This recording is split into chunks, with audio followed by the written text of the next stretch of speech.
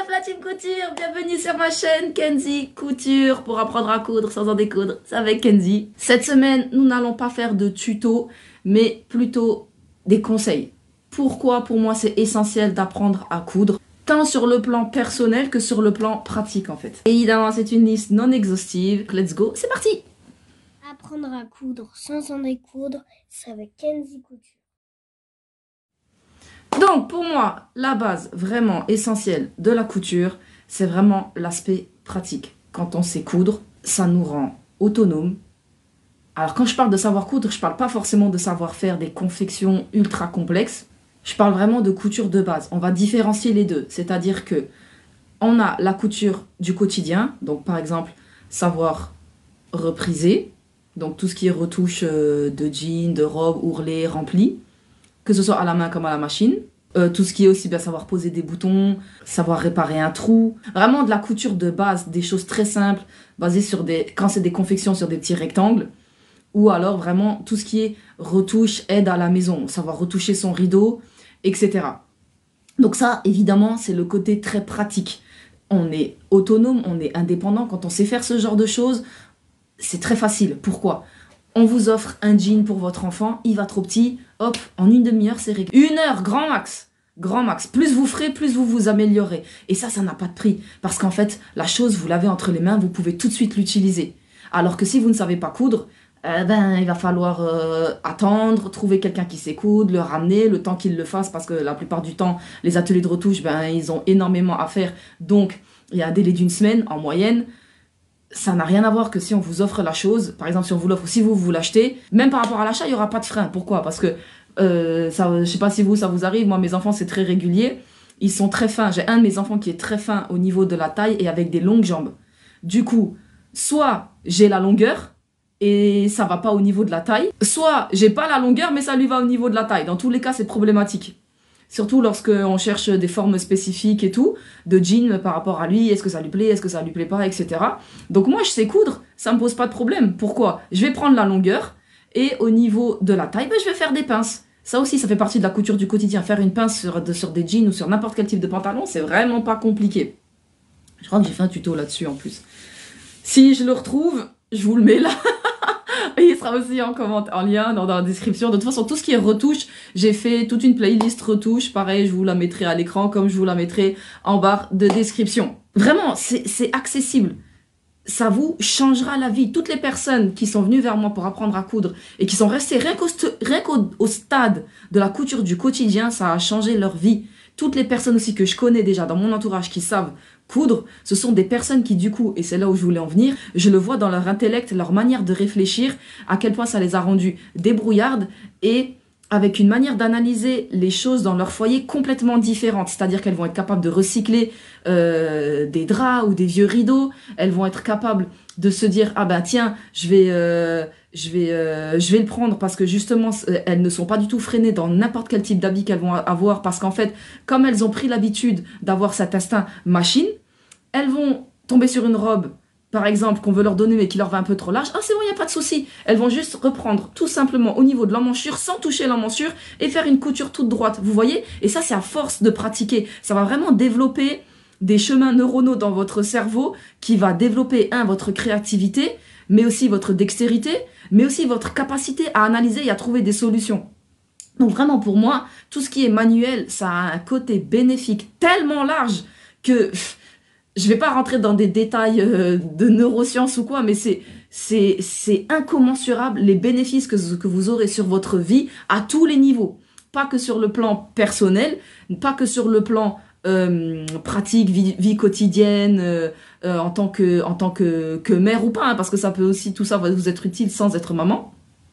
Mais voilà, il y a vraiment un développement interne, mental, qui est incommensurable et exponentiel en fonction de comment vous vous investissez. Soit vous restez au stade de faire pour vous, c'est-à-dire de vous développer, et ça, c'est déjà intrinsèquement super parce qu'en fait, ça va renforcer votre estime de vous-même. Ça va renforcer votre perception de vous-même dans le sens où vous allez vous dire « Ouais, je l'ai fait, j'en suis capable ». Et en plus, c'est joli. Et en plus, c'est pratique. Et surtout, en plus, après, quand vous vous mettez à le faire pour les autres, que ce soit votre mari, vos enfants, votre mère, votre tante, peu importe. Peu importe. On va vous solliciter, vous allez vraiment avoir cette sensation de vous sentir bénéfique et utile. Ça, après, vous allez pouvoir le faire dans votre cercle, mais aussi après l'agrandir. Et aussi l'autre bénéfice qui est tellement sous-coté, c'est qu'une fois que vous maîtrisez la chose, si vous voulez basculer dans l'aspect professionnel, c'est à votre portée en fait. Je dis pas que tout le monde doit faire ça parce qu'il n'y a pas tout le monde qui a cette envie, etc. Mais vous êtes capable, dans le sens où, même si c'est pas en termes de confection, vous pouvez après vous faire un petit revenu quand des personnes que vous connaissez absolument pas viennent vers vous pour une retouche et vous faites votre petit ourlet à 10 euros. C'est réel, à partir du moment où vous êtes qualitative et que par exemple dans votre quartier vous êtes la seule à pouvoir fournir ce service, les gens viendront vers vous naturellement en fait. Et même si vous le faites pas payer, vous serez tellement satisfait de vous dire ah ben je suis utile et c'est bénéfique, j'ai pu aider cette personne à porter sa robe, etc., etc. Je voulais juste aussi développer un petit peu l'aspect créatif que je n'ai pas développé auparavant. Développer ce genre de compétences manuelles vous permettra vraiment de prendre goût, en fait, à tout ce qui est donc forcément manuel et donc créatif. Donc ça pourra même vous ouvrir des portes vers un amour, de nouvelles passions, une capacité en fait que vous ne soupçonniez même pas de vous-même en fait. Beaucoup de personnes viennent vers moi en disant ah non mais moi ça c'est pas pour moi, ça c'est pas pour moi, moi je suis pas assez intelligente, moi je suis pas assez manuelle, moi je suis pas assez patiente. Ben non en fait, la couture a développé, l'apprentissage de la couture a développé chez elles de la patience et qu'elles ont réussi à appliquer après cette patience dans leur quotidien. Donc en fait, ça va complètement switcher votre esprit et soit c'est le cas, soit ça peut ne pas l'être. Bon, c'est vrai que j'ai déjà vu quelques personnes chez qui ça n'a pas été le cas. Par exemple, elles sont patientes, mais que dans la couture, elles n'ont pas réussi à le caler dans leur vie, à le calquer dans leur vie. Mais le fait de partir comme ça avec des a priori, bah du coup, vous passez à l'action. En fait, ça va briser vos a priori et vous allez briser vos propres croyances. Et ça, en fait, c'est inestimable en termes de répercussions sur vous-même, en fait. Pour moi, ça, c'est un des bénéfices les plus grands que la couture peut vous apporter. C'est que ça va développer en vous des capacités, forcément physiques, manuelles, mais qui auront des répercussions sur des capacités, on va dire, mentales, en termes de résilience, de patience, de capacité de rebondir, mais aussi de savoir poser pour recommencer quand c'est le bon moment. Et ça, en fait, ça peut vraiment switcher dans votre cerveau, après, dans tout ce qui concerne votre vie, en fait. Et le bénéfice est tellement grand que j'en perds mes mots.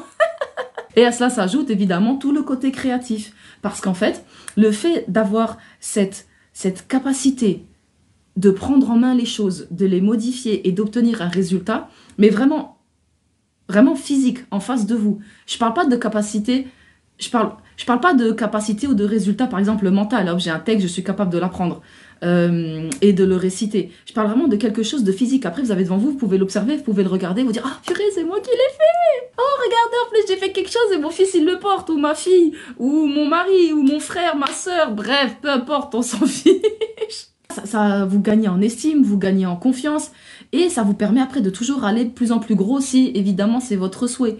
Et après vous pouvez justement vous découvrir un souhait d'avoir envie de faire plus en plus gros et de faire... parce qu'il y a tellement de confections qui sont simples à portée de main comme là, des abayas, des kimonos, des nuisettes qui sont vraiment toutes simples, je parle pas de choses ajustées et tout.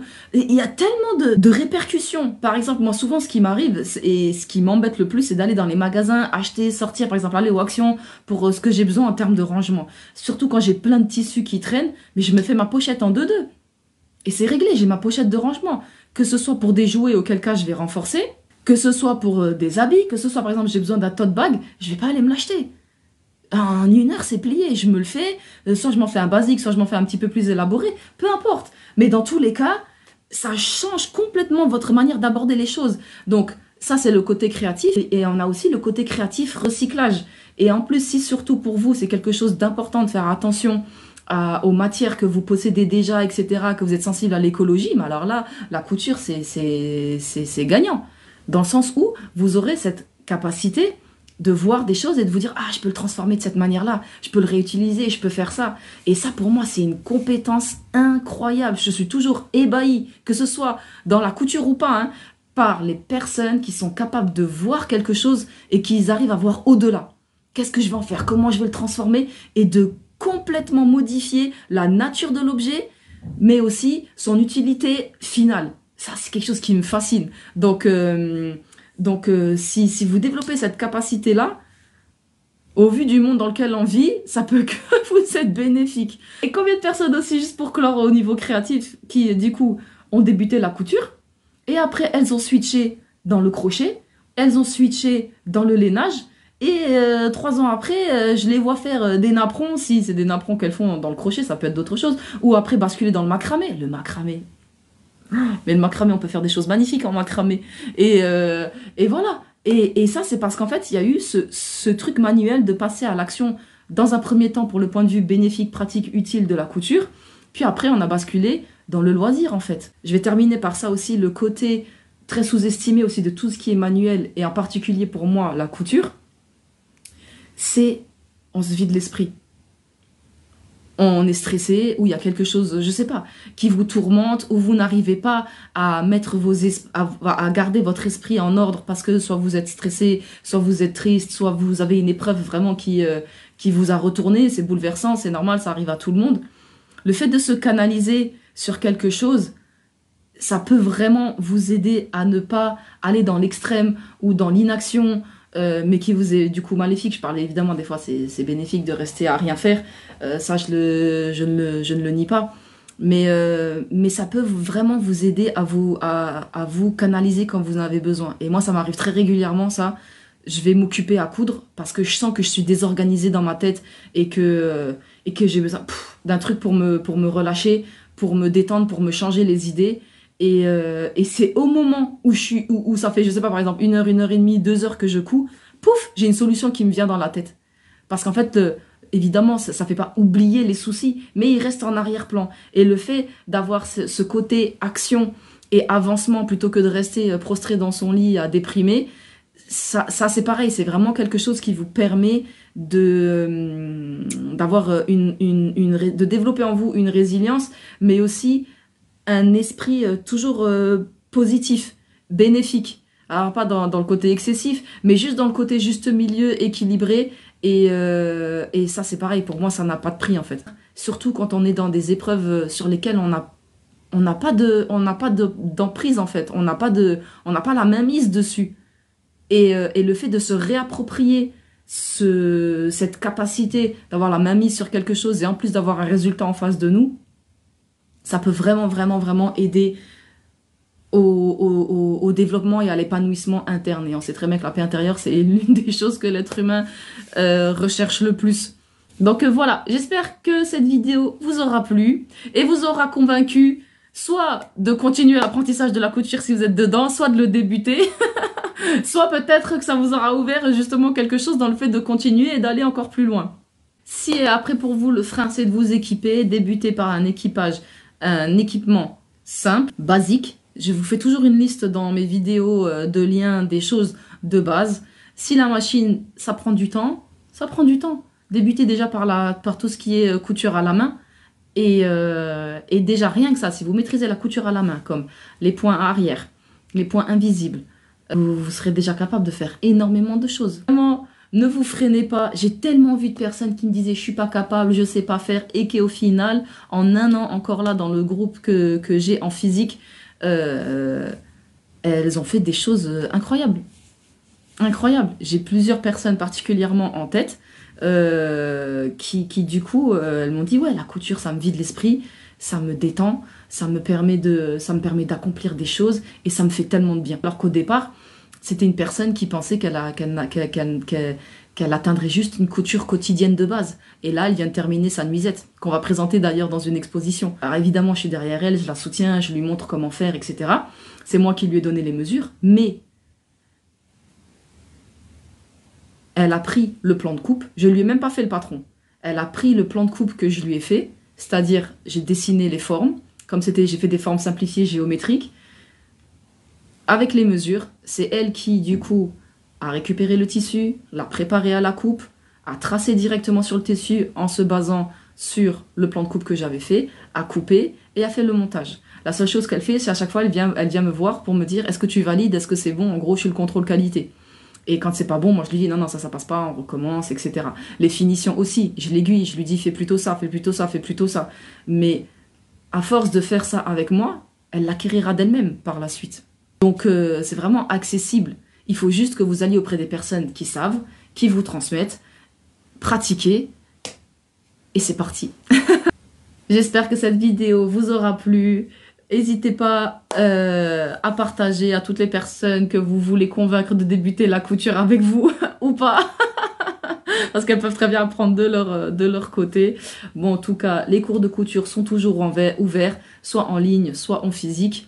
Donc, si vous êtes intéressé, vous pouvez me DM. Pareil, les patrons simplifiés ou non, en fonction de votre niveau, sont aussi toujours disponibles. Vous me contactez, on en parle, je suis dispo, voilà, Insta, WhatsApp, sur Instagram il y a mon numéro, donc du coup si vous récupérez mon numéro, je préfère WhatsApp ou Telegram. Brisez les freins, tous les blocages que vous vous inventez vous-même, faites ce que vous aimez, franchement kiffez, on n'a pas le temps de se dire, en vrai la vie elle est courte, on n'a pas le temps de se dire, ah mais si, mais non, qu'est-ce qu'on s'en fiche, vous allez échouer, vous recommencez, ça fait partie de l'apprentissage en fait. Ça ne peut que être bénéfique pour vous, pour votre esprit, même votre cœur, moi je dirais carrément, mais aussi votre corps. Donc, ne vous freinez pas, allez, kiffez votre life, faites ce que vous avez envie de faire. Moi, je vous dis à la prochaine vidéo. Sur ce, bye!